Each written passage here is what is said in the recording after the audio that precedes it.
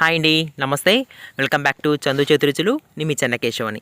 ఇవాల్టి వీడియోలో ఈ సీజన్లో అందరికీ ఉపయోగపడే పచ్చి మామిడికాయలతో పులిహోరని ఎలా తయారు చేయాలో నేను మీతో షేర్ చేసుకోవాలనుకుంటున్నాను.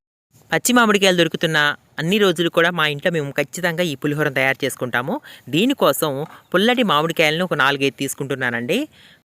మనం తీసుకుంటున్న మామిడికాయలు ఎంత పుల్లటివి అయితే మనకి పులిహోర అంత రుచికరంగా వస్తుందండి. సాధారణంగా మనం చింతపండుతోనో, నిమ్మకాయతోనో లేకపోతే దబ్బకాయతోనో పులిహోర చేస్తుంటాం కదా. ఈసారి మీరు మామిడికాయతో చేసి చూడండి, వారే వా అనక తప్పదు. ముందుగా ఈ మామిడికాయలను శుభ్రంగా కడిగేసి పీలర్తో పైనున్న చెక్కును మొత్తం శుభ్రంగా తీసేసేయాలండి. ఇలా పీలర్ తీసుకుంటే మనం చెక్కు తీస్తున్నప్పుడు చాలా ఈజీగా అయిపోతుంది. చాకుతో అయితే కొంచెం ఎక్కువ వైట్ కలర్ పార్ట్ వేస్ట్ అయిపోతుంటుంది. ఇలాగే అన్ని మామిడికాయలు తీసుకొని మీకు తురిమి చూపిస్తానండి. మన దగ్గర కొబ్బరి కోరుకునేది ఉంటుంది కదా, దీనికి కాస్త రంధ్రాలు పెద్దగా ఉన్నవి తీసుకుంటే బెటర్. ఇలా రంధ్రాలు పెద్దగా ఉన్న కొబ్బరి కూరను తీసుకొని మనం కొబ్బరి కోరినట్టుగా ఈ మామిడికాయని కూరేస్తే ఇక్కడ నేను చూపిస్తున్నట్టుగా ఇట్లా వస్తుందండి. ఇంకా మొత్తం కాయలన్నిటినీ కూడా ఈ రకంగానే తీసుకోవాలండి. నేను తీసుకున్న ఈ 4 మామిడికాయలకి నాకు 2 పెద్ద సైజు కప్పుల తురుము వచ్చిందండి. ఈ తురుముకి చాలా పుల్లటివి కాబట్టి ఈ తురుముకి నాకు 1/2 కేజీ రైస్ సరిపోతుందండి. ఈలోగా మనం రైస్ని ఉడికించుకుందాము. సారీ అండి, నేను రైస్ ఉడికించిన క్లిప్పింగ్ని మిస్ అయ్యాను. సో నీకు రైస్ ఉడికిన తర్వాతనే చూపిస్తున్నానండి. ఇలాగా గోరువెచ్చగా ఉన్న ఈ రైస్లో 1 కప్పు తురుముని ఈ రకంగా పెట్టేసి పైన రైస్ కప్పేసేయండి. ఇలా చేయడం వల్ల ఈ తురుములో ఉన్న పుల్లదనం కూడా రైస్కి కొంచెం పడుతుంది.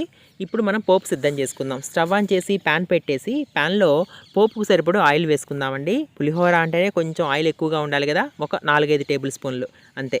ఆయిల్ వేడెక్కాక ఇప్పుడు పోపులో 1 టీ స్పూన్ పచ్చిశనగపప్పు, 1 టీ స్పూన్ మినపగుళ్ళు వేసి కొద్దిగా కలర్ చేంజ్ అయ్యేంత వరకు కూడా వేపుకొని లో ఫ్లేమ్లో పెట్టి చేసుకుంటే చాలా కమ్మగా వస్తుందండి పోపు స్మెల్. ఈలోగా 4-5 టేబుల్ స్పూన్లు పల్లీలు కూడా వేసుకోవచ్చండి. పల్లీలు కూడా కొద్దిగా కలర్ చేంజ్ అయిన తర్వాత ఆవాలు కూడా చిటపటలాడిన తర్వాత ఇందులో 10-15 మిరపకాయలు కూడా వేసేసేయండి తొడిమెలతో పాటు కూడా. 1 టీ స్పూన్ జీలకర్ర, 4-5 మిరపకాయ చీలికలు కూడా వేసుకొని కొంచెం కరివేపాకుకి ఎంత ఎక్కువగా ఉంటే అంత రుచిగా ఉంటుందండి. ఈ పోపుని మంచిగా లో ఫ్లేమ్లో పెట్టి మంచి వాసన వచ్చేంత వేగిన తర్వాత ఇందులో చిటికెడు పసుపు వేసుకొని స్టవ్ ఆఫ్ చేసేసి మనం కలిపెట్టి ఉంచుకున్న ఈ రైస్లో వేసేసేద్దామండి. పోపు చల్లారక ముందే కొంచెం గరిటె పెట్టి కొద్దిగా తిప్పేసి ఈ బేషన్ని పక్కన పెట్టేద్దాం.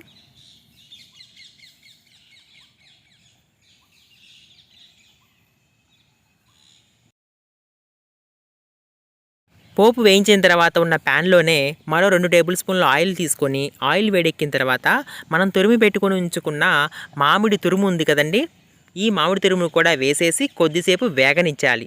ఈ ఎంతవరకు వేగాలంటే కొద్దిగా కలర్ చేంజ్ అయ్యేంత వరకు వేగిన తర్వాత ఇందులో రుచికి సరిపడి ఉప్పు వేసేయాలండి. నేను పులిహోరకు సరిపడి మొత్తం ఉప్పు అంతా ఇక్కడ నేను వేసేస్తున్నాను.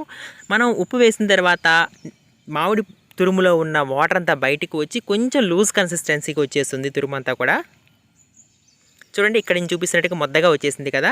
ఇప్పుడు దీన్ని బాగా ఉడకనివ్వాలండి. ఎంతవరకు ఉడకనివ్వాలంటే ప్యాన్ నుండి ఈ గుజ్జు సపరేట్ అవ్వాలి, అంతవరకు కూడా ఉడికించుకోవాలి. ఇందులోనే చిటికెడు పసుపు కూడా వేసుకొని మళ్ళొక్కసారి తిప్పేసేసి రైస్లో కలిపేసుకోవడమేనండి. ఇక్కడ చూసారా ప్యాన్ నుండి ఎలా సపరేట్ అవుతుందో, సపరేట్ అయ్యి కొంచెం ప్యాన్ కతుక్కుంటుంది. ఈ స్టేజ్లో మనం స్టవ్ ఆఫ్ చేసి దించేసి మనం కలిపెట్టి ఉంచుకున్న ఈ రైస్లో ఈ గుజ్జును కూడా వేసేసి మొత్తం కలిపేయడమేనండి.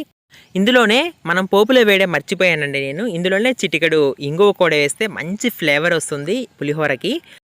ఇప్పుడు ఉడికించుకున్న గుజ్జు కూడా వేడి తగ్గిన తర్వాత చేత్తో మొత్తం పులిహోరని కిందకి మీదికి కలిపేస్తానండి. సూపర్ పులిహోర రెడీ అండి. ఈ మామిడికాయల సీజన్లో ఒక్కసారి పండగలకి, అంటే మన ఉగాది అయిపోయింది కదా, నెక్స్ట్ వచ్చేది రామనవమి. ఈ రామనవమికి కూడా ఇలా ఒకసారి పులిహోర తయారు చేసి చూడండి. నవమి ఎందుకండి, మనకి ఎప్పుడు తినాలనిపిస్తే అప్పుడు చేసేసుకోవచ్చు. పచ్చి మామిడికాయలు ఉన్న సీజన్లో మా ఇంట్లో అయితే ఎక్కువగా మేము మామిడికాయ పులిహోరనే తయారు చేస్తాం. ఏంటండి మరి నచ్చిందా? నచ్చితే ఒకసారి లైక్ చేయండి, షేర్ చేయండి, సబ్స్క్రైబ్ కూడా చేయండి. పక్కనే బెల్ ఐకాన్ కూడా యాక్టివేట్ చేయండి. అప్పుడే నేను చేసే ప్రతి ఒక్క నోటిఫికేషన్ మీ వరకు